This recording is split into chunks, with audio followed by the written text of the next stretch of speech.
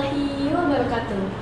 Halo Sobat Pekom, selamat datang di Pope, Podcast Pekom episode 3, session 3.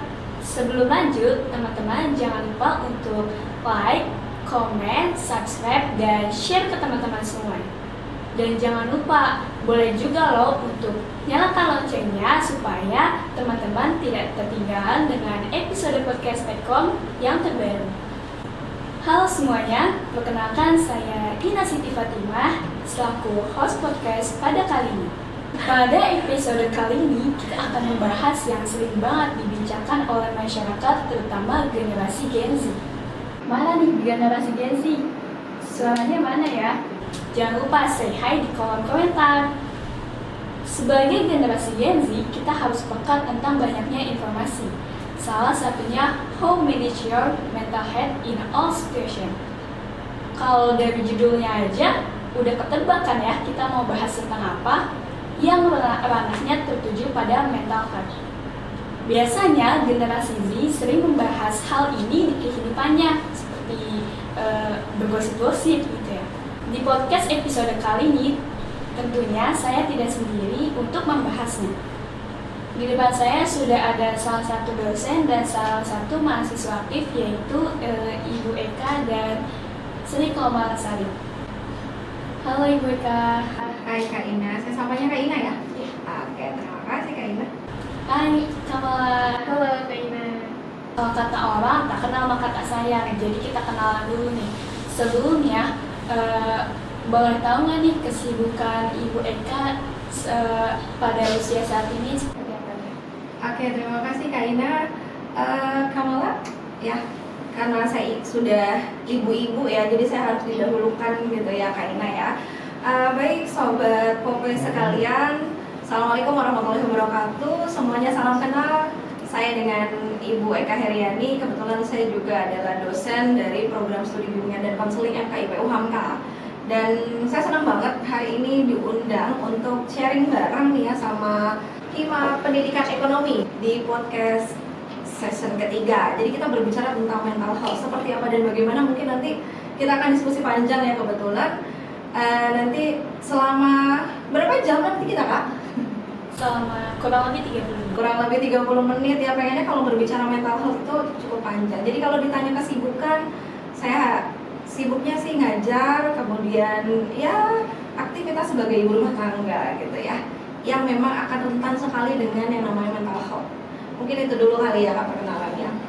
Nanti kita lanjutin lagi ya. Nah, kalau Kamala nih, apa nih kesibukannya di usia sekarang? Kesibukan saya untuk di usia sekarang, berhubung saya ini adalah mahasiswa aktif dari program studi pendidikan ekonomi semester 4, jadi ya seperti biasa menjalankan hari-hari seperti kuliah gitu. Dan tentunya juga saya ngajar juga di salah satu sekolah dasar di Pejaten Timur. Saya ngajar ekskul tari kebetulan Bu, dan kebetulan juga saya di periode tahun ini, tahun 2324, saya ini adalah ketua dari Kegiatan UHAMKA. Jadi kesibukan saya ada di sana semua gitu. Siap-siap. Kita mulai lagi nih masuk ke topik yang tentang sebelumnya itu mental health. Kalau kita membahas mengenai mental health, menurut Ibu Eka dan Kamala, apa sih yang dimaksud dengan mental health itu? Ini kita masuknya atau gimana nih Kamala? Dari Ibu Bane. Ya baik. Jadi ini kita serius tapi kita santai ya Kak ya, karena kalau berbicara mental health itu atau kesehatan mental bahasa Indonesianya, orang pasti udah konotasinya ih gue gangguan mental nih gitu kan ya. Tapi terus juga sekarang ini fokus kita kan ke Gen Z ya. Sekarang nih si Kamala sama Kak Ina dan mungkin sobat-sobat Pope adalah anak-anak yang Gen Z. Lahirnya tahun berapa Kak? Saya Iya, Kamala 2003. 2003. 2004. 2004. Nah, berarti sudah masuk di Gen Z ya. Pas banget gitu ya. Kalau saya adalah generasi milenial. Ya, jadi generasi milenial bertemu dengan Gen Z. Nah, sekarang bagaimana nih? Seperti apa sih yang dikatakan mental health gitu ya? Kalau kita berbicara kesehatan mental, berarti mental yang sehat secara jiwa. Pasti itu akan berkaitan dengan 3 hal. Yang namanya pikiran, perasaan, dan perilaku. Ketiga aspek ini ketika semuanya selaras, tidak tercederai, kalau di BK itu ada istilah KST, kehidupan sehari-harinya terganggu. kalau 3 hal yang tadi saya sebutkan itu selaras, sejahtera, pasti mentalnya sehat. Contohnya apa, Bu? Misalkan tadi pertama kalau kita kaitkan dengan pikiran. Kalau bahasa anak sekarang itu anak-anak yang suka overthinking, OVT. Iya. Sering OVT? Sering banget kalau kita Overthinking, terlalu banyak pikiran-pikiran yang negatif itu juga salah satu indikator kita mentalnya nggak sehat. Nah, coba sekarang nih dilihat. Kemudian apa lagi? Kalau dari perasaan, baperan. Nah, orang-orang yang selalu memandang dirinya lemah, rendah, selalu emosian, itu pasti sudah mentalnya nggak sehat. Kemudian perilakunya banyak energi terbuang untuk mikirin orang lain. Untuk tadi Kak Ina udah spill ngegosip. Nah itu kalau 3 hal tadi sudah tercederai, ternodai, terhambat, tidak selaras, tidak sejahtera, pasti mentalnya nggak sehat. Jadi kalau misalkan bahasa sederhananya adalah kesehatan mental itu apa sih? Kalau 3 hal tadi, perilaku, perasaan, dan pikiran kita sehat, tidak negatif-negatifan, pasti mental kita sehat. Gitu, mungkin itu dulu Kak. Kalau dari sudut Kamala bagaimana nih? Kalau dari sudut saya sih sebenarnya hampir semua yang saya dapat itu sudah diimprove sama Bu Eka tentunya. Lebih tepatnya ya kalau misalkan mental health atau kesehatan mental ini dia lebih ke sejahtera, di setiap individunya itu merasa sejahtera, entah baik kita pada pola emosi, perilaku, pikiran kan tentunya Bu ya. Betul. Ya, dengan kalau misalkan kita menyadari kalau mental health kita ini sejahtera, maka kita bisa memposisikan sebuah suasana hati kita tentunya Bu. Jika kita sudah memposisikan itu, makanya kita bisa mengimbangi atau bisa meminimalisir potensi-potensi pada tekanan hidup. Yes. Nah, mungkin kurang lebih seperti itu dari pandangan saya. Oke, baik. Selanjutnya nih, menurut Ibu Eka dan Kamala, masalah kesehatan mental yang paling umum dirasakan oleh masyarakat terutama Gen Z itu seperti apa sih? Yang paling umum nih harusnya nanyanya ke mahasiswa dulu nih. Mahasiswa aktif yang kalau tadi saya bilang perilaku, perasaan, dan pikiran. Iya. 3 hal ini apa sih yang biasanya umum terjadi nih? Sekalian ikutan nanya nih ke orang yang sedang ada di generasinya gitu ya Raina ya. Kalau mungkin dari yang sering saya lihat dari kalangan lingkungan sekitarnya, itu mungkin dalam generasi Z ini kita bisa lihat bahwa gangguan mental itu terjadi salah satunya adalah karena kecemasan, Bu. Yes.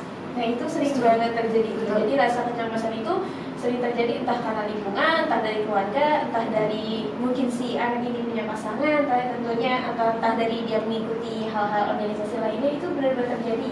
Yang itu utamanya adalah kecemasan. Betul banget. Saya nyambung ya Kak Ina ya. Jadi memang kalau kita lihat teman-teman di Gen Z ini kan karakteristiknya senang banget dekat banget dengan teknologi ya. Itu yang pertama. Jadi ketika dekat banget dengan teknologi, teman-teman bisa lihat nih, Sobat Pope juga bisa melihat di searching di angka Google gitu ya, bahwa belakangan ini tingkat sehat mental dari remaja, hasil survei itu mengatakan tinggi sekali gitu ya. Banyak remaja-remaja kita yang mengalami kecemasan, depresi, stres, dan umumnya itu banyak dijumpai sama anak-anak Gen Z. Kenapa? Mungkin kakak pernah dan Sobat Pope juga tahu karakteristik dari anak Gen Z itu seperti apa sih gitu ya. Satu sisi dia multitasking loh Kak. Dia dengan teknologi itu sangat dekat sekali.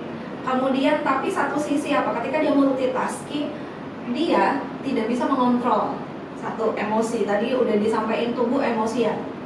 Udah emosi, cemas.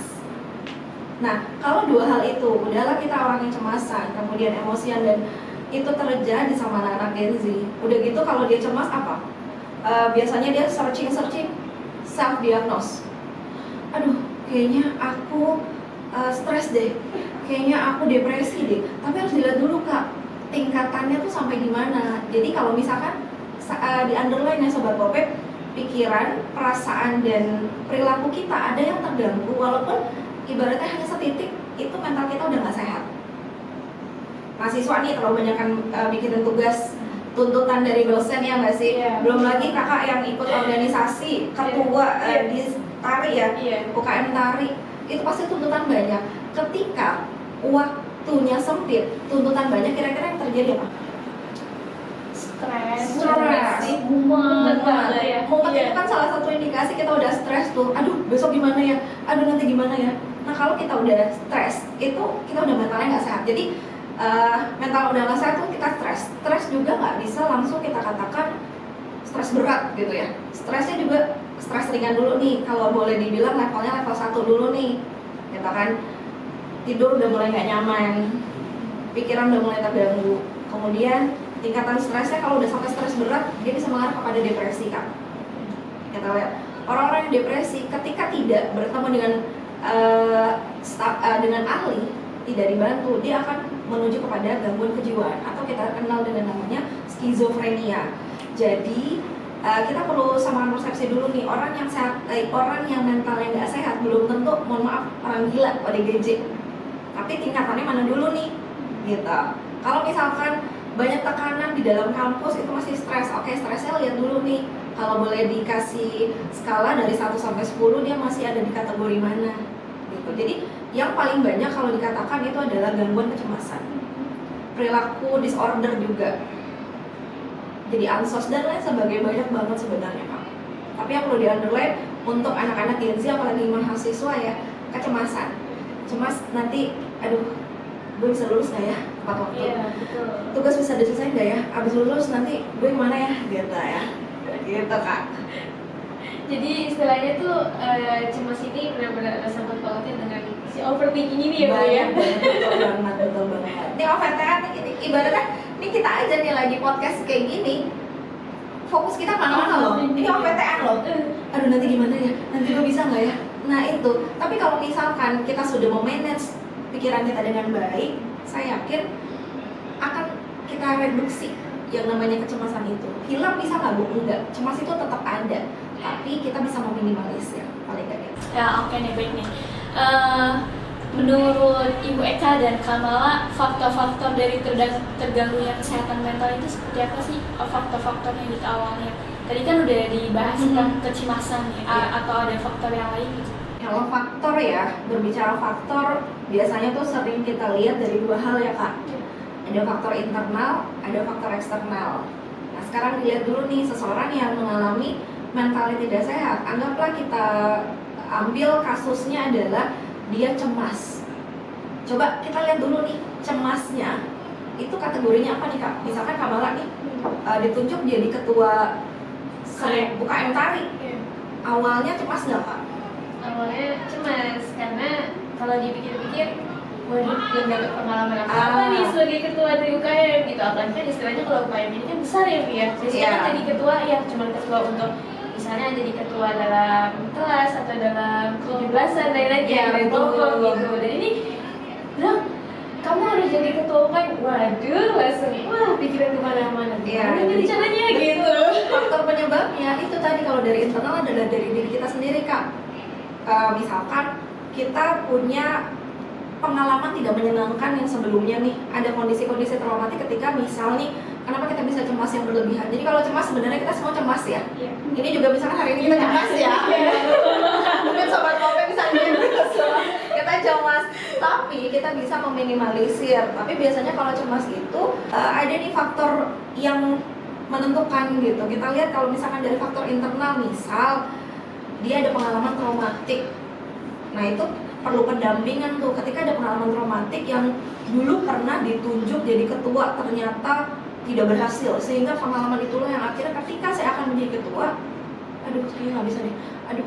Nah itu faktor internal, sehingga pemicunya nih dari latar belakang kondisi individu itu sendiri. Kemudian kalau dari faktor eksternal ya misalkan dari tuntutan dari orang tua atau dari lingkungan yang membuat akhirnya si anak itu menjadi mentalnya nggak sehat atau terganggu.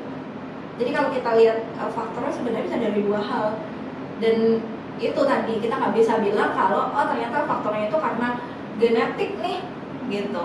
Apakah seseorang yang stres itu berasal dari ibunya juga stres? Kan tidak. Nah, kecuali ada faktor pendukung di belakangnya, misalkan lingkungannya tidak memberikan motivasi, sehingga akhirnya si anak tersebut sama stres juga gitu. Tapi yang jelas tidak ada kaitannya gitu kalau kita lihat ya. Mungkin seperti itu kalau dari analisis saya. Mungkin Kamala punya. Kalau yang seperti tadi Bu Eka bilang sih, katanya kan kayak ada yang bilang dari faktor genetik. Saya sempat baca juga sih, katanya mengenai kesehatan mental ini tuh ada juga dari faktor keturunan keluarga. Tapi kalau setelah dipikir-pikir gitu kan, generasi Z kayak gini nih, pikir-pikir gak mungkin dari orang tua yang punya penyakit seperti ini, gak mungkin gitu. Karena mereka terkadang kalau mayoritas kita lihat tuh dimulai dari bagaimana sisi kondisi dari keluarganya, sisi kondisi dari lingkungannya. Bahkan seperti kalau misalkan dari pengalaman saya Bu ya, saya ngalamin yang namanya kesehatan mental ini, benar-benar ngalamin kayak stres berat itu ketika saya lulus SMK dan saya mengambil pekerjaan. Nah itu udah kacau banget, ditambah kadang kita nggak tahu ya Bu ya, kadang lingkungan kerja ini sebenarnya mendukung atau tidak gitu kan kepada diri kita gitu. Ternyata setelah saya berjalan kerja, kalau tidak salah 2 tahun saya bekerja, itu menurut saya kesehatan mental saya pribadi itu udah kacau banget gitu kan, terutama dari lingkungan pertemanan yang ada di pekerjaan ini gitu. Sehingga dengan kondisi seperti itu saya kadang sepulang dari kerja tuh suka nangis lama-lama mikirin ini harus gimana gitu ya, aduh nggak bisa ini kalau terus-terusan begini. Kalau ini aja jadi untuk menyelesaikan pekerjaan itu saya benar-benar kayak wah tidak bisa menyelesaikan hari itu juga nih, pasti bakal lama lagi. Pokoknya nyelesainnya itu tuh lama banget pokoknya, karena kepikiran sama si lingkungannya ini nggak bisa sinkron sama kita, entah kita yang nggak bisa sinkron sama lingkungan atau lingkungannya yang nggak bisa sinkron sama kita gitu kan. Iya Betul, sepakat. Iya. Jadi itu faktor lingkungan juga Mempengaruhi banget Kaina. Banget. Karena lingkungan lebih, tekanannya bisa dibilang lebih besar ya Bu kalau dari lingkungan. Betul. Entah dari orang tua, dari lingkungan, dari sekolah, dari pertemanan dan lain-lain, itu tekanannya menurut saya yang paling besar itu adalah di lingkungan. Ya, ditambah, namanya sedikit Kak, ditambah karakteristik dari anak-anak sekarang itu kan kalau ditekan sedikit, anggap kalau mengutip dari pendapatnya Renal Kasali gitu ya, generasi strawberry gitu, tau strawberry kan, kalau ditekan sedikit penyek gitu, kalau bahasanya tuh penyek itu bahasa Indonesia nggak ya? Rusak gitu kan. Jadi ya memang perlu pendekatan khusus lah kita. Mungkin seperti itu Kak. Baik, setelah kita berbicara tentang faktor-faktor tentang kesehatan mental, kita langsung masuk ke kasusnya nih. Zaman sekarang ini kan banyak sekali ya beredar berita-berita tentang mahasiswa yang bunuh diri gitu ya. Bagaimana tanggapan Bu Eka dan Kamala tentang mahasiswa yang apa-apa langsung bunuh diri atau stres atau gimana gitu? Bagaimana tanggapannya? Sebagai mahasiswa gimana Kak? Pengalaman yang kemarin.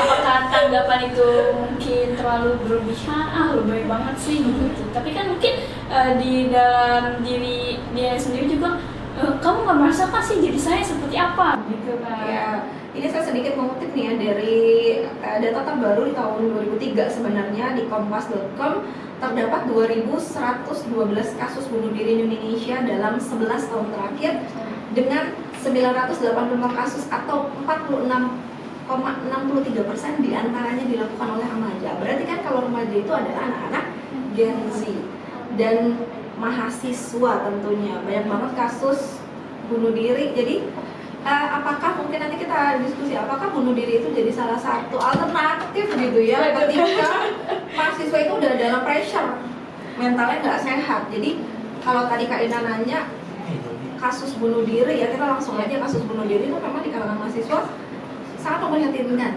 Kalau kita lihat tadi data tahun 2023 dan mungkin kalau kita lihat 2024 tetap naik gitu walaupun tidak terlalu signifikan gitu ya. Tapi yang jelas kenapa sih bunuh diri itu jadi bahasa saya adalah kayak jadi alternatif bagi mereka yang mengalami satu problematika. Padahal Kak, kalau misalkan mungkin kita lihat diri kita sendiri deh gini, ketika kita sedang ada permasalahan, kita merasa kerdil dengan diri kita sendiri, iya enggak? Ya, Sampai kita bilang, ya Allah, kenapa sih harus saya yang bermasalah? betul banget. Iya enggak? Iya. Kenapa saya yang diberi masalah sebesar ini? Kenapa harus saya?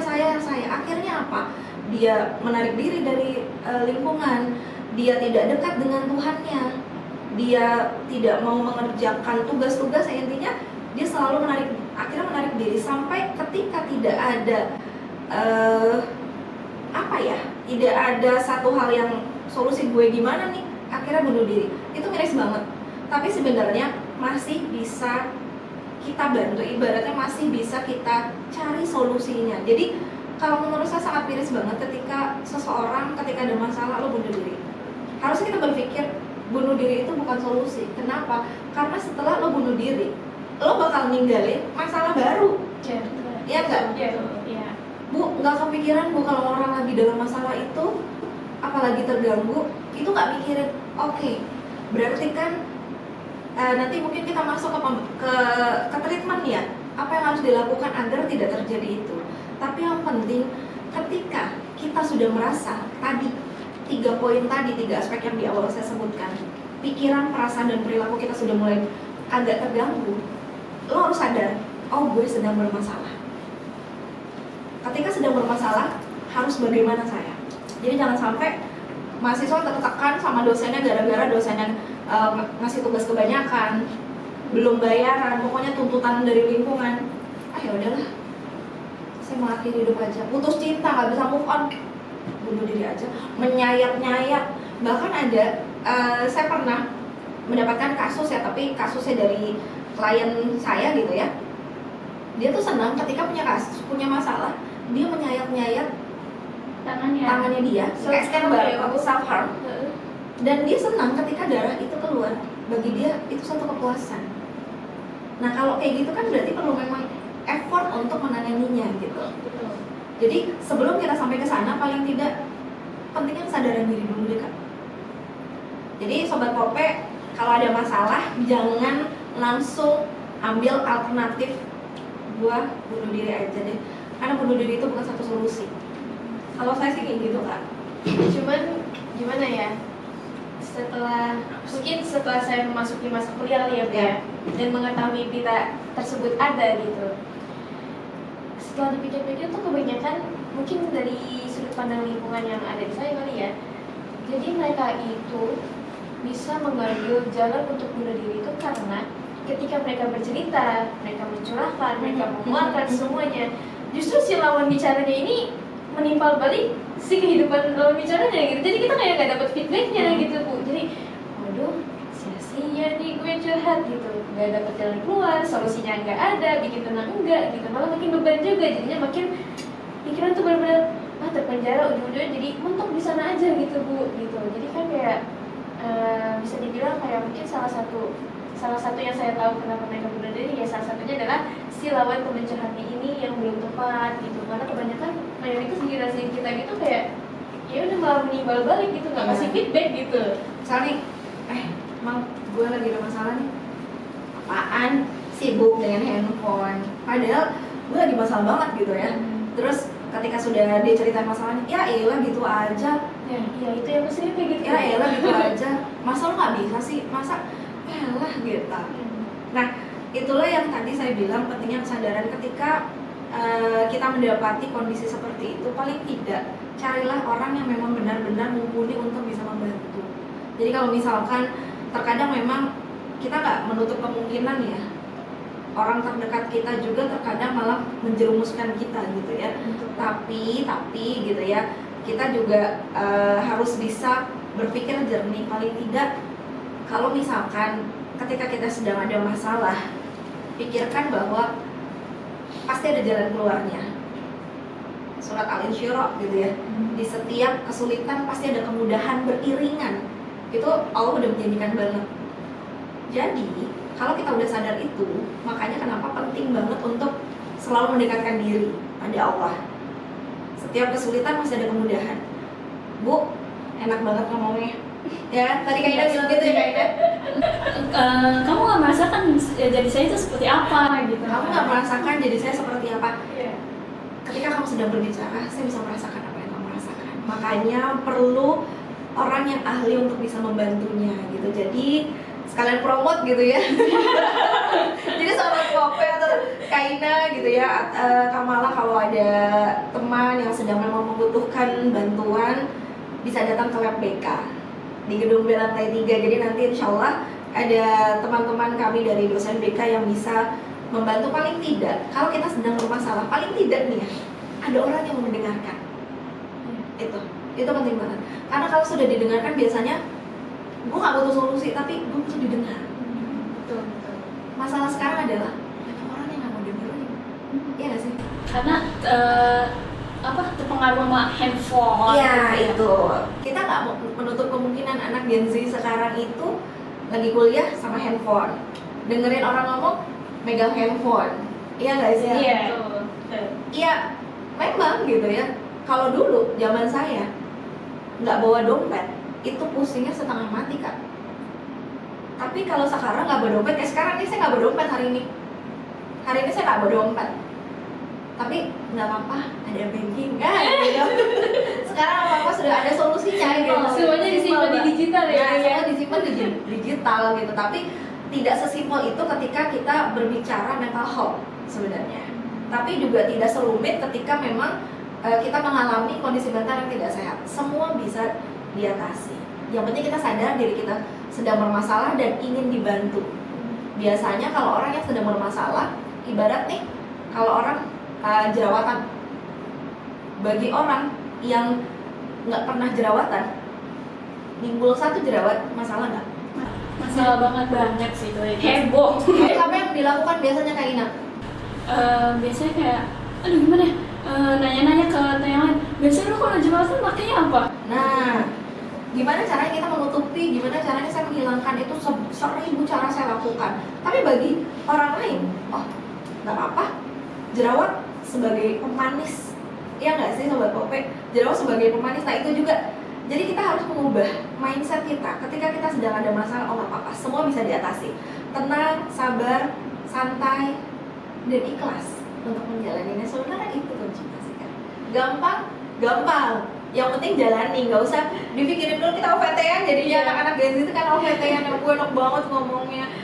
Tapi kalau sudah dijalani dan punya mindset dari awal bahwa setiap masalah itu pasti ada jalan keluar, setiap masalah itu pasti bisa disolusikan. Ingat aja surat Al-Insyirah, Allah tuh udah garansi banget gitu ya.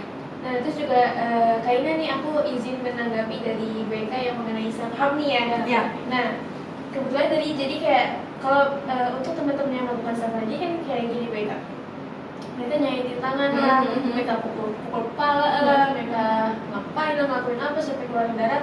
Itu mereka dengan alasan atau dengan bersampulkan lah gitu, dengan keluarnya si darah ini nih, apa yang dirasain sakit di hati sama di kepala itu bakal teralihkan sama sakit sini nih, di luka. Nah itu tuh menurut mereka tuh gimana gitu dengan asumsi mereka yang gitu tuh. Jadi mereka lebih senang udah nyakitin diri aja nih, tiba-tiba yang di sini sama yang di sini lupa aja gitu. Karena mikirin si perihnya ini nih, perihnya dari self harm ini. Nah itu menurut ibu gimana nih gitu kan buat ngatasin itu semua itu? Yang jelas perilaku self harm dulu nih kita disclaimer nih. Itu perilaku yang mentalnya nggak sehat nggak? Pasti dong. Pasti. Karena perilakunya sudah menunjukkan tidak benar. Karena coba logika dasar gini, orang yang sehat mental nggak mungkin ambil silet dia sayat-sayat, iya nggak?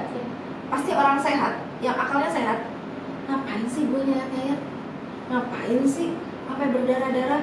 Tapi bagi orang yang mentalnya nggak sehat, bagi dia itu menyenangkan. Jadi gangguan mental nggak sih? Iya gangguan mental gitu ya. Dan ketika mereka sampai mengatakan, Bu saya teralihkan Bu, ketika saya menyayat-nyayat, saya melakukan self harm, entah menyayat atau dia memukul, dia destruktif ya, saya teralihkan Bu. Harus dibalik lagi nih, apakah dengan kamu melakukan ini, kamu berpikir nggak bagaimana orang tua kamu, bagaimana lingkungan kamu? Apakah kamu berpikir dengan kamu melakukan tindakan ini itu sebuah perilaku yang benar? Misal dia destruktif, dia sampai kalau marah-marah ada kan orang sampai banting-banting barang dan sebagainya. Udahannya nyesel kan? Memang menyesal itu selalu belakang Kak. Kalau di awal itu adalah pertemuan. Iya. Ya kan jadi gitu. Jadi ya harus gimana, harus dirubah mindset, dan itu memang nggak bisa, nggak semudah membalikan telapak tangan Sobat Pope dan Kak Ina Kamala. Jadi memang harus by proses, karena semuanya itu bisa kita lakukan dengan proses, misalkan dengan konseling gitu ya, dengan berkonsultasi dengan yang ahli. Yang penting dia menyadari bahwa perilaku ini salah dan saya harus berubah gitu. Intinya sih gitu Kak. Kak Ina. Ya, lanjut ya Bu. Sekarang kan sering juga nih menurut kasus seperti ini menjadi tidak hanya sebagai kesalahan orang yang membuat terkena mental juga, melainkan juga seseorang yang bunuh diri pun menjadi salah satu untuk mengakhiri kehidupannya gitu kan. Tapi ini juga kembali kepada keputusan dari orangnya masing-masing kan, seperti kayak kamu tidak merasakan jadi aku tuh seperti apa gitu kan. Nah oke, kalau dilihat-lihat juga nih Ibu Eka ini memahami betul mengenai tentang kesehatan mental. Boleh tahu nggak nih kenapa Ibu Eka memilih menjadi spesialis kesehatan mental? Oke, baik. Sebelumnya nih disclaimer lagi nih Kak, biar gak salah nih nanti, soalnya banyak yang nonton ini adalah pakar-pakar dari mental health sebenarnya ya.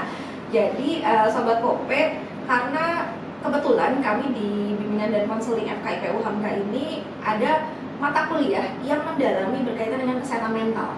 Jadi memang ada mata kuliah khusus untuk mendalami kesehatan mental, perilaku yang bermasalah, psikologi perkembangan, psikologi kepribadian. Jadi paling tidak mau gitu ya, akhirnya kami para dosen ya mendalami hal tersebut.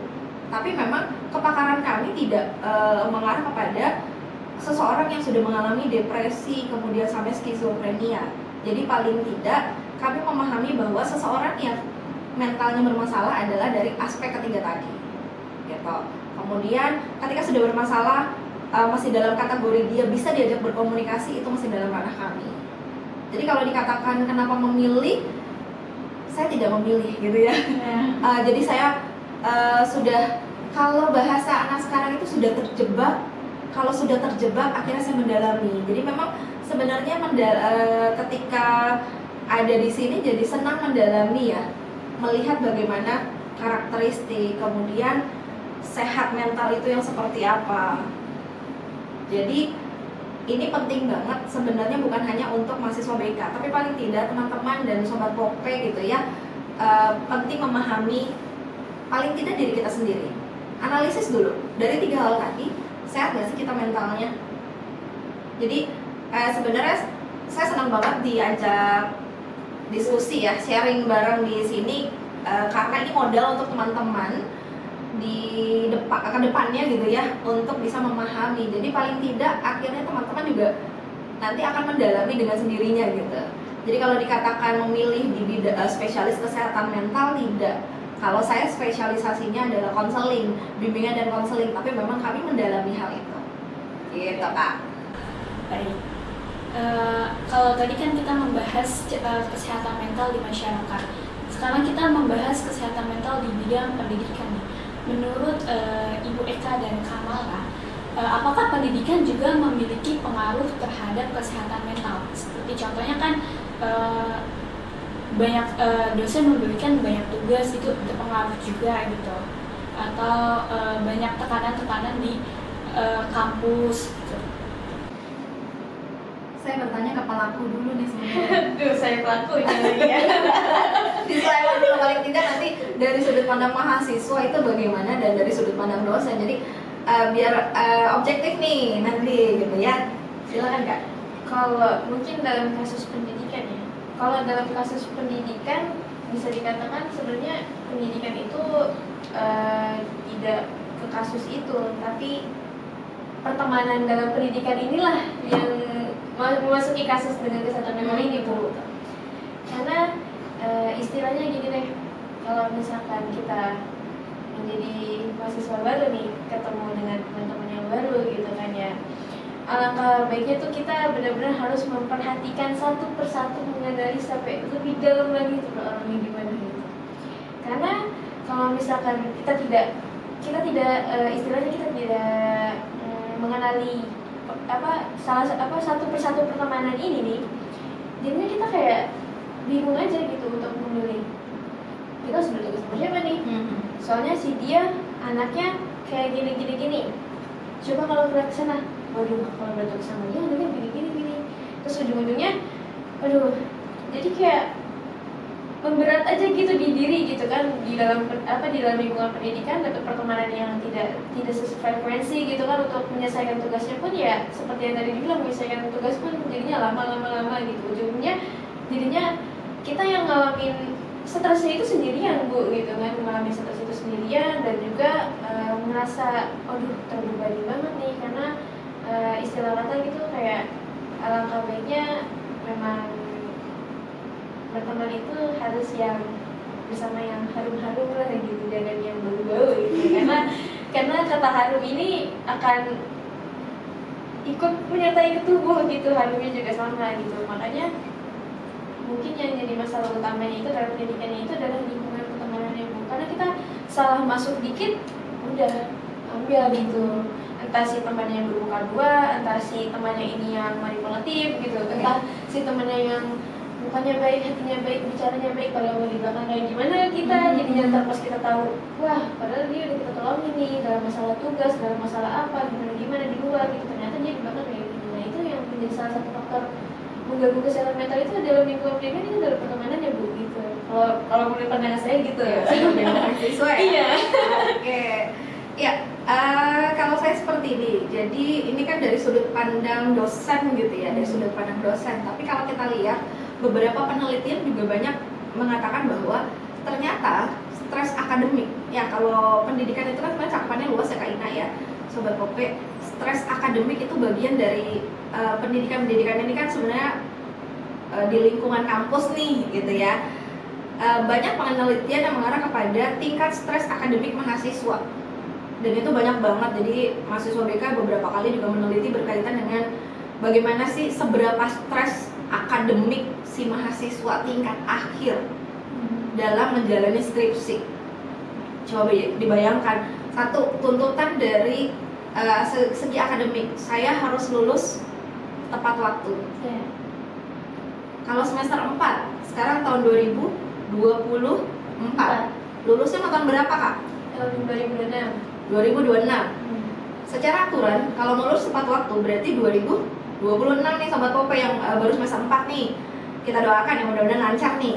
Amin. Tapi dalam seiring berjalannya waktu, tadi lingkungan nih ternyata faktor eksternal banyak mempengaruhi tingkat stres mahasiswa. Jadi kalau dikatakan pendidikan memiliki kaitan dengan kesehatan mental seseorang, iya atau enggak? Bagi saya iya.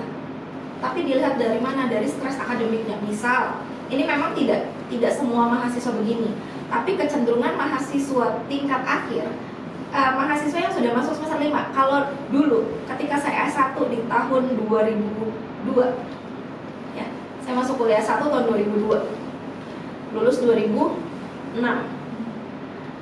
Bagi saya tingkat stres itu masuk ketika sudah di semester 5. Semester 5 bagi saya itu sudah masuk ke titik kulminasi, sudah titik dimana gue kalau mau berhenti nggak bisa, mau lanjut dikit lagi selesai, tapi gimana ya gitu. Sudah banyak mata kuliah yang praktek nanti akan ngerasain. Tapi ketika saya atau individu tersebut tidak bisa mengelolanya dengan baik, bawaannya tuh stres, bawaannya tuh selalu overtake, cemas pada masa depan. Aduh, 2026 tinggal berapa tahun lagi Kak? 2 tahun lagi. 2 tahun lagi gak terasa. Itu bukan waktu yang lama, bukan juga waktu yang cepat. Berarti gimana nih saya nih? Belum lagi nanti tuntutan dari orang tua, kamu harus lulus tepat waktu ya. Ketika 2026 kamu harus jadi ini. Iya gak? Iya. Ketika kerja kamu harus kerja yang menghasilkan ini. Bahkan ada satu pekerjaan yang menjadi tuntutan orang tua. Kita nggak usah sebut gitu ya. Kamu harus jadi ini ya gitu. Kenapa? Kalau kamu nggak jadi ini nanti kamu nggak dapat pensiunan dan lain sebagainya. Sehingga paradigma tersebut yang ditekankan kepada si mahasiswa sebagai anak gitu ya, akhirnya membuat si mahasiswa tersebut stres lah dia. Belum lagi lingkungan nih. Tadi pertemanan yang banyak istilah sekarang adalah toxic friendship gitu ya. Toxic gitu ya, racun gitu. Pertemanan racun gitu ya. Kalau udah ketemu sama itu akhirnya stres lagi ya. Belum lagi nanti tuntutan ketika ada mata kuliah yang nggak lulus, coba Ketika ketemu sama, udah mau ulang mata kuliah, ketemu sama dosen yang akhirnya tidak menyenangkan, bertubi-tubi sehingga dia stres, menimbulkan lulus tidak tepat waktu. Yang harusnya 2026 lulus, nambah semester jadi donatur tetap. Nggak mau kan jadi donatur tetap kan sama Kope ya? Gitu, jangan. Jadi kalau udah 2026 lulus, bagaimana caranya? Dengan cara yang baik, harus lulus. Mana yang harus saya prioritaskan? Mana yang kalau misalkan mulai dari sekarang ketemu sama yang tadi Kamala bilang, teman yang beracun, mulai, udah aja pangkas. Punya pikiran kalau gue temenan sama lo terus, gue nggak bakalan maju-maju. Jadi sobat Pape kalau ketemu sama teman-teman yang udah beracun, yang namanya racun, kalau misalkan dari potong nih tangannya, bahasanya gitu, dia akan menjalar kemana-mana. Jadi putuskan dari sekarang. Istilahnya cut off lah ibu ya. Cut off aja. Sekarang tuh di cut off aja. Cari yang lain, karena banyak orang kita tidak maju gara-gara pertemanan kita. Kita maju karena pertemanan kita. Makanya tadi Kamala bilang kalau berteman dengan pedagang, penjual minyak wangi, kita akan ikut wangi. Tapi kalau misalkan kita berteman dengan orang yang bau, kita akan bau gitu loh. Kita akan ikut. Tapi kalau ketemu sama orang yang penuh dengan semangat, penuh dengan pokoknya tuh hidupnya tuh semangat banget, positif banget. Tapi juga nggak melulu yang apa-apa positif tapi tidak melihat dari sudut pandang yang lain, itu juga dari segi pemikirannya juga nggak sehat nih mentalnya. Lo coba dong berpikirnya relevan dong, intinya kayak gitu sih kan. Bagi saya ya, menurut pendapat saya seperti itu. Baik, selanjutnya bagaimana cara Ibu Eka dan Kamala mengatur kesehatan mentalnya di setiap situasi? Misalkan kayak sekarang ini nih, pasti gimana ya podcast kali ini gitu. Nah, bagaimana cara mengatur situasinya supaya mindsetnya itu baik gitu? Gimana Kak? Kalau saya pribadi sih lebih mengutamakan apa itu impact, bicara mendalam. Terserah nih, misalkan di sobat Pope ya, misalkan kalian dengan memiliki cara apa. Kalau saya pribadi caranya dengan impact gitu, bicara mendalam, baik kepada orang tua, kepada pasangan, atau kepada teman-teman yang lebih tepatnya yang mau mengerti gitu dengan curhatan kita gitu. Kayak tadi pagi nih, saya ngobrol sama Mah, Alam mau podcast apa nih gitu kan, tentang mental health, emang bisa gitu ya? Bisa, oh yaudah katanya gitu. Istilahnya apa, jadinya kita kayak oh yaudah kalau gitu yang benar ngejelasinnya, harus ngerti, harus paham, harus semangat juga gitu, biar istilahnya kalau kita ngejelasin ya orang-orang juga ikut ngerti gitu. Jadi ya mungkin yang jadi kunci utama untuk mengatasi situasi itu ya dengan impact tentunya. Kalau saya pribadi gitu. Kalau menurut Ibu Eka mungkin ada beberapa rincian lagi gitu situasi itu dengan solusi apa gitu. Jadi kalau kata mahasiswa, Bu, soalnya beranak nggak Bu? Soalnya cukup satu tapi jawabannya harusnya beranak gitu ya. Oke. Mengelola agar mentalnya tuh jadi sehat ya, sebenarnya masing-masing dari kita punya cara mengelola diri agar kita bisa sehat secara mental. Kalau secara fisik biar sehat gimana? Lari keliling lapangan, olahraga, stretching lah intinya kayak gitu agar badannya seger ya. Tapi gimana caranya Bu agar mentalnya sehat? Masing-masing orang punya cara mengelola. Kalau tadi Kamala bilang dengan deep talk gitu ya, ngomong dari hati ke hati dengan orang yang memang dia percaya, salah satunya adalah orang tua. Nah, kalau saya gimana gitu ya, kalau saya nih ketika biar mental sehat, saya tuh salah satunya adalah ini, makan.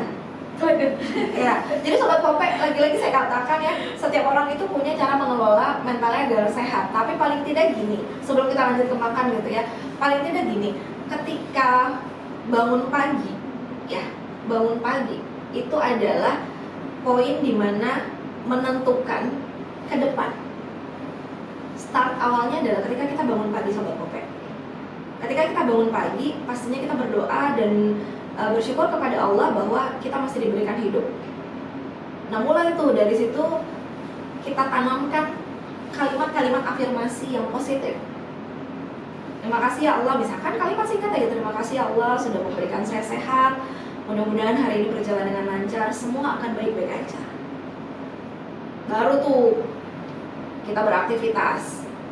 Jadi caranya apa? Kasih makanan ke pikiran kita hal-hal yang positif dulu. Tapi kalau misalkan pagi, kayak misalkan nih kadang suka deep talk juga gitu ya sama suami gitu kan, atau suami gini, nih kalau udah pagi-pagi dapat informasi yang tidak mengenakan atau sudah ada perilaku yang tidak mengenakan, itu akan berdampak sobat Popet. Jadi makanya penentunya itu adalah di bangun pagi. Kalau kita tidak memberikan kata-kata positif ke pikiran kita, itu akan berdampak.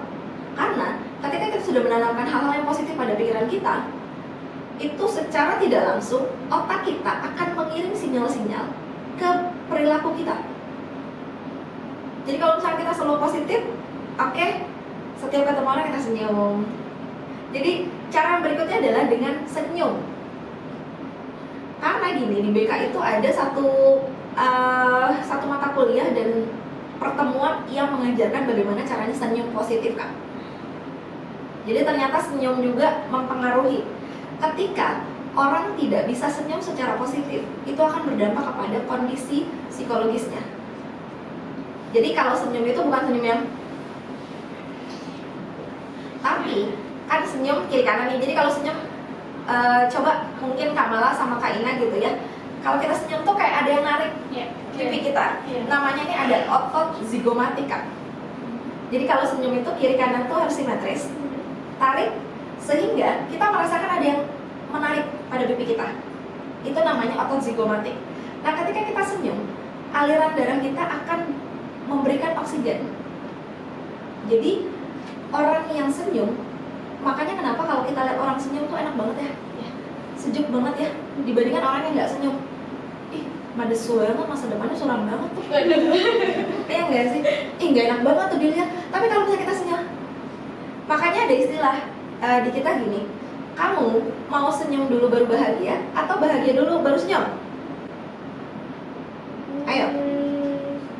Mungkinnya dengan faktor bahagia dulu nggak sih Bu, baru bisa senyum itu jadi kebawa gitu. Nah, apakah kita senyum nunggu bahagia? Jadi kuncinya adalah selain tadi kita tanamkan hal-hal yang positif pada otak kita, makanan yang positif, berikutnya adalah senyum. Jadi paksain senyum, Kak. Karena dengan kita senyum, darah kita ada oksigen mengalir sehingga diturunkan, ibaratnya kalau misalkan bisa membaca gitu, diturunkan kepada perilaku kita, jadinya menyenangkan. Jadi paksain kalau punya masalah senyum, Kak. Jadi tapi Bu, senyumnya harus ada lawannya ya Bu. Kalau senyum sendiri nanti bahaya Bu. Kalau senyum sendiri nanti bahaya Bu. Karena kan orang gitu ya, orang senyum-senyum Iya. kayak apaan tahu gitu. Oke, jadi anak kalau mahasiswa BK suka gini. Oke, tenang, ya baik. Suka kayak gitu sendiri, Kak. Paling nggak dengan cermin gitu, paling nggak. Karena dengan kita senyum itu akan membuat kita bahagia. Memang harus dipaksain kalau senyum, Kak. Bukan senyumnya jadi terpaksa, nggak genuine, nggak asli. Tapi lambat laun akan memunculkan senyum yang asli. Jadi lebih enak dengan senyuman. Jadi kalau misalkan bagaimana mengelolanya, senyum. Ya, ketika kita sudah senyum, orang lain akan melihat kita tuh enak. Sehingga bawaannya tuh nggak rungsing gitu ya. Kalau melihat dia bawaannya pengen berantem mulu, lihat dia enggak gitu. Jadi dengan senyum kita bisa mendatangkan kebahagiaan. Praktekin deh. Susah sih, tapi ketika itu dicoba, dan makanya kami ada pelajaran sendiri untuk belajar untuk senyum, Kak. Dan senyum itu memang harus dipraktekin. Karena dengan senyum paling tidak kita bisa meminimalisir ketika kita ada masalah. Dan tentunya paling tidak, karena kita di kampus Islam ya, kita dapat mata kuliah Al-Islam Kemuhammadihan. Kakak tuh sudah bagaimana caranya mendekatkan diri kepada Allah gitu ya. Ibadahnya juga harus kita rutinkan. Kemudian oke, yang sunnahnya belum bisa, paling tidak yang wajib jangan bolong-bolong gitu. Nah, ketika itu sudah dilakukan dengan baik, insya Allah, dan itu memang susah, tapi paling tidak di dalam kehidupan saya itu coba untuk saya praktekkan. Intinya seperti itu, Kak. Baik nih, mahasiswa sekarang kan biasanya pusing nih digencar dengan tugas kuliah, organisasi atau kegiatan-kegiatannya atau yang biasa dikenal dengan multitasking. Nah, apakah multitasking ini juga bisa berpengaruh terhadap kesehatan mental yang seperti sekedar mengalami capek fisik saja? Karena kan ada beberapa teman-teman Pope juga yang terancam berbagai hal, mulai dari seperti tadi tugas-tugas perkuliahan, tekanan teman, bayaran atau organisasi. Nah, belum lagi masalah-masalah yang hadir, entah itu pacaran atau apa gitu ya. Bahaya nggak sih menurut Ibu Eka dan Kamala yang kalau kita tuh setiap harinya tuh memberikan dampak positif terhadap sekitar dan kitanya aja lagi nggak baik-baik aja gitu. Kalau misalkan terlihat baik-baik aja tapi kitanya itu di luar tuh terlihat baik-baik aja tapi aslinya tuh enggak gitu. Apakah itu bahaya untuk kesehatan mental kita atau seperti apa? Jadi orang yang multitasking nggak, Kak? Iya. Nah, ini langsung nanya sama yang melakukan dulu nih, Kak nih. Nanti kita analisis nih, Kak Ina.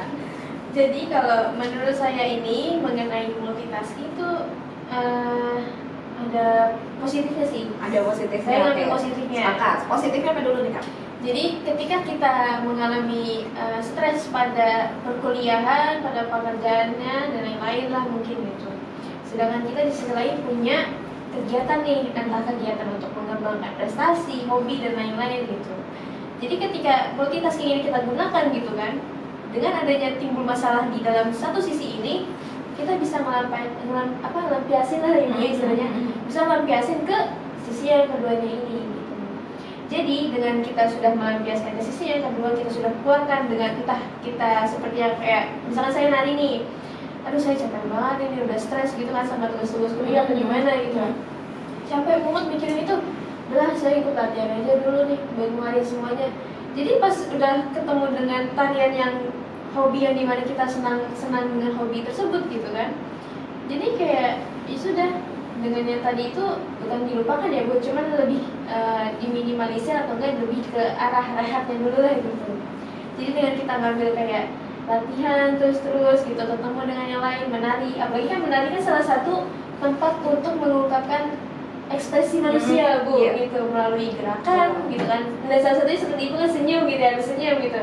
Nah dengan menari ini kita juga ada latihan senyumnya gitu, yang dimana banyak yang, Kak, aku tuh susah senyum, capek gitu. Nah, paksain gitu. Yes. Dengan kamu senyum tuh kamu nggak akan lihat kamu punya masalah atau enggak pada saat itu gitu kan. Dipaksain, harus dipaksain. Jadi dengan kita beralih ke ikut latihan dan kita udah ambilkan semuanya di situ, jadinya kayak udah terlihat fresh, jadi otak udah bisa mikir jernih lagi gitu kan, bisa ketemu ide-ide yang sebelumnya ide kita nggak ada gitu kan ya. Jadi multitasking itu ya sebenarnya ada positifnya, yaitu adalah gimana kita bisa mengimbangkan sisi satu dengan sisi dua, yang dimana sisi satu misalkan sedang keberatan, kita bisa oper ke sisi yang kedua. Jika sisi kedua yang lagi keberatan, kita bisa oper ke sisi yang ke satu. Dan mengenai tuntutan pada diri sendiri itu memang sebenarnya seharusnya lebih dipikirkan untuk diri kita sendiri dulu, baru ke teman-temannya gitu kan. Jadi kalau misalkan kita udah ngeluapin kegiatan apa, terus kita udah merasakan happy, baru tuh kita bisa ngasih, oh iya, kalau mau ikut gue kayak gini, kita lakukan ini, nanti lo bakal happy nih sama kayak gue juga waktu itu lagi berat-berat banget nih, terus gue lampiasin untuk melakukan apa. Nanti kalau misalkan lu senang dengan kegiatan itu, ya lu akan merasakan bahagia gitu. Jadi alangkah baiknya Sobat Pope untuk tuntutan seperti itu lebih baiknya ke diri kita pribadi dulu, baru kita bisa share. Oh kalau misalnya kita melakukan ini, positifnya nih kita jadi gini. Nah kita akhirnya bisa memberikan contoh ke yang lain ya Bu. Jadi kayak gitu kalau saya gitu. Ini nyambung ya. Sebenarnya kalau kita kalau dari katanya multitasking gitu kan, jadi dia melakukan lebih dari satu pekerjaan atau rutinitas. Sebenarnya kalau kita lihat hanya satu yang bisa orang yang multitasking, yaitu ibu. Iya. Seorang ibu adalah seseorang yang bisa melakukan kerjaan lebih dari satu dalam satu waktu. Iya, betul. Dia bisa masak sambil nyuci, itu kan multitasking. Dia sambil masak, nyuci, dia bisa jagain anak, atau dia bisa ngepel. Jadi multi kegiatan. Bagi saya orang yang bisa multitasking itu adalah seorang ibu. Tapi kembali lagi, mereka yang melakukan kegiatannya lebih dari satu, terkadang kalau dikatakan bu sehat nggak sih secara mental, tapi kembali lagi ketika si individu tersebut bisa memanage, dia tahu porsi diri dia. Saya melakukan kerjaan ini bisa nggak selesai, kalau nggak bisa selesai saya harus bisa membagi tadi. Tapi kalau misalkan bagi saya mampu kerjakan, saya sudah ngambil kerjaan ini, kerjakan lagi. Jadi sambilan. Teman-teman yang sedang organisasi ini sebenarnya multitasking juga. Jadi mahasiswa iya, aktivis iya nggak sih? Iya. UKM, belum lagi nanti misalkan di RT-nya, jadi pengurus Karang Taruna, itu multitasking Kak. Tapi positifnya adalah kita bisa eksis di segala lini, ya kan? Dan negatifnya ketika kita terlalu, bahasa saya adalah jor-joran gitu ya, akibatnya penurunan daya kerja kita nggak maksimal jadinya. Sehingga ketika ada satu pekerjaan yang menuntut harus selesai tepat waktu, ya kan, waktunya sedikit tapi tuntutannya banyak, kayak kalian nih misalkan teman-teman Hima punya tuntutan, waktunya mepet, harus laporan, ternyata saya hanya diberi waktu 1 hari, harus bagaimana saya nggak bisa multitasking. Saya pribadi, saya juga orang yang tidak bisa multitasking. Kenapa? Karena saya tahu kapasitas saya. Ujung-ujungnya kalau multitasking, saya stres, saya nangis, saya makan berlebihan, iya kan? Atau saya punya misalkan nih, saya kalau lagi stres kadang akhirnya saya gatel-gatel gitu loh, bawahnya badan saya tuh gatel aja gitu. Karena saya terlalu pengen kerjaan saya yang di satu sisi selesai, yang di sisi lain juga selesai, tapi saya nggak mengukur diri, itu juga nggak boleh. Akhirnya dibilang berdampak nggak kalau multitasking? Yes. Ketika seseorang tersebut tidak bisa mengukur dirinya, tidak tahu nih kadar dirinya, kata tadi Kamala, saya nggak mampu, saya harus berbagi. Tapi kalau misalkan saya mampu, saya kerjakan.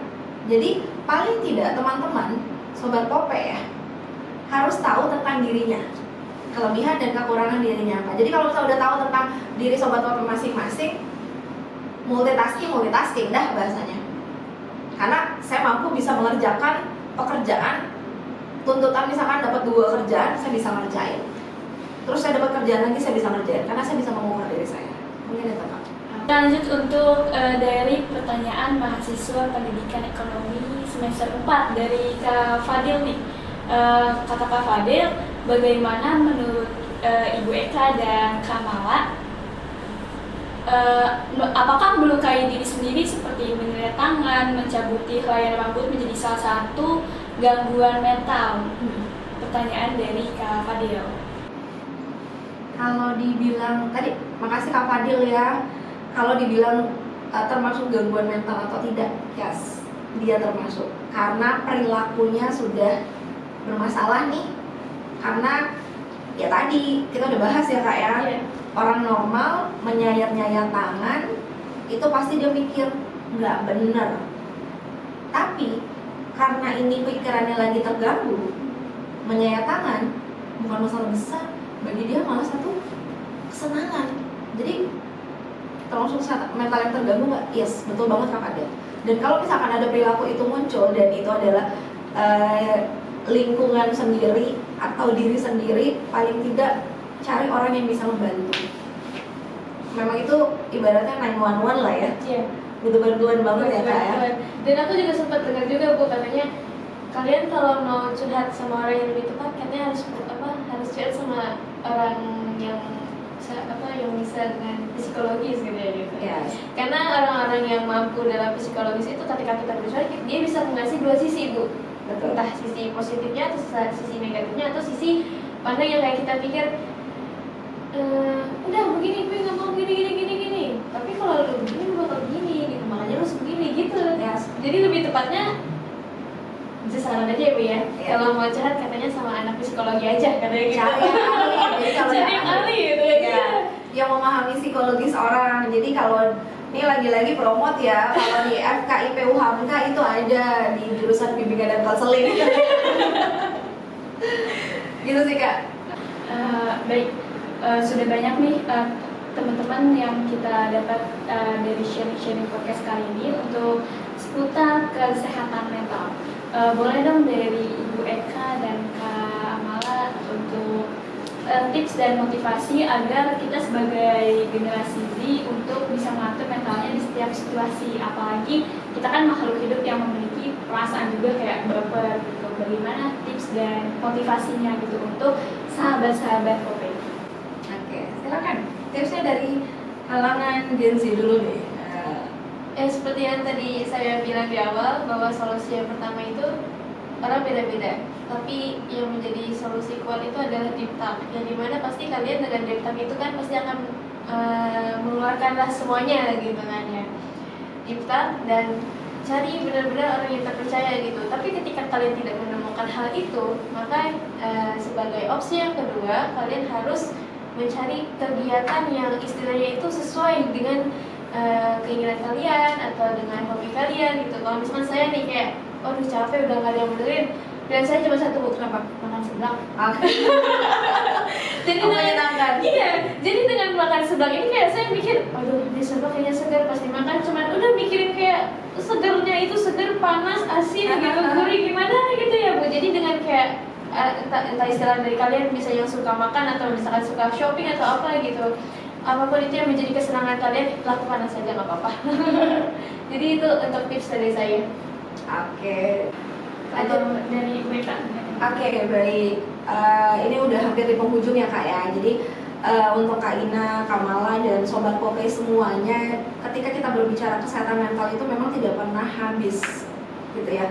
Dan memang kalau kita lihat dari belakangan ini semakin tinggi kasus berkaitan dengan remaja yang mengalami kesehatan mental. Tapi harus bagaimana kita sebagai generasi yang banyak dipandang kadang sebelah mata gitu ya. Tapi Gen Z ini punya banyak kelebihan gitu ya. Kelebihannya teman-teman Sobat Popeye bisa melihat dan mengukur pada diri kita sendiri sebenarnya apa kelebihan pada kita dibandingkan generasi yang sebelumnya. Nah, bagaimana caranya agar mental kita sehat gitu ya, biar nggak sakit, biar nggak dibawa ke UGD gitu ya. Tapi paling tidak kalau misalkan kita sudah merasa bahwa tadi kita lihat dulu nih, balik lagi perilaku, pikiran dan perasaan kita nyaman, tentram, bahagia, sejahtera, berarti mental kita sehat. Tapi kalau misalkan sudah ada yang terganggu, ada yang terhalangi, terhambat, ternodai, tercederai, oh berarti nggak sehat. Harus bagaimana saya? Tadi yang pertama sebenarnya tipsnya adalah masing-masing punya tips sebenarnya, tapi kalau saya pribadi tadi tanamkan ketika bangun tidur hal-hal yang positif, beri makanan yang positif pada pikiran kita. Karena kalau kita sudah berpikir positif, itu nggak ada lagi yang namanya overthink.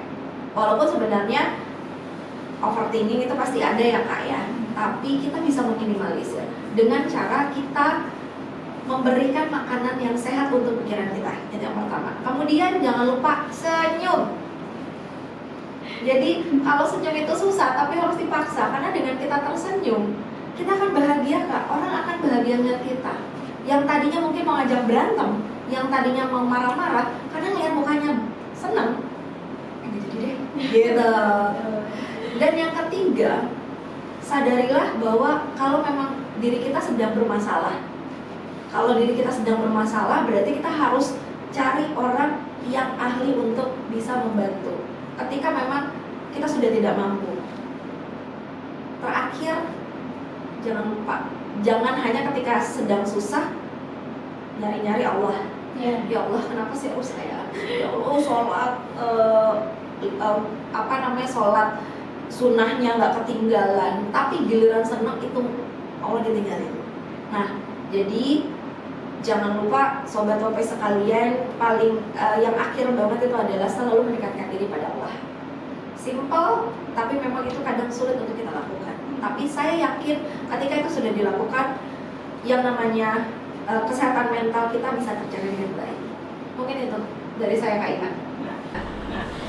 Baik teman-teman, sahabat Popeye, tips yang tadi dari Ibu Eka dan Kamala bisa diterapkan oleh sahabat-sahabat Popeye semua.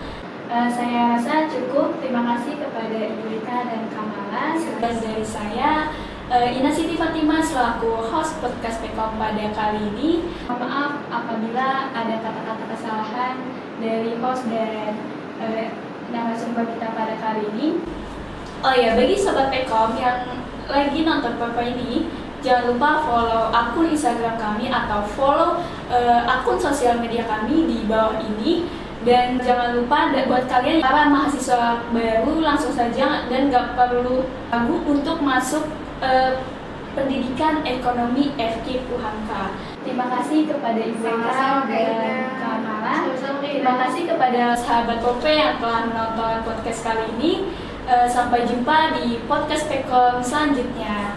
Wassalamualaikum warahmatullahi wabarakatuh. Waalaikumsalam warahmatullahi wabarakatuh. Terima kasih semua.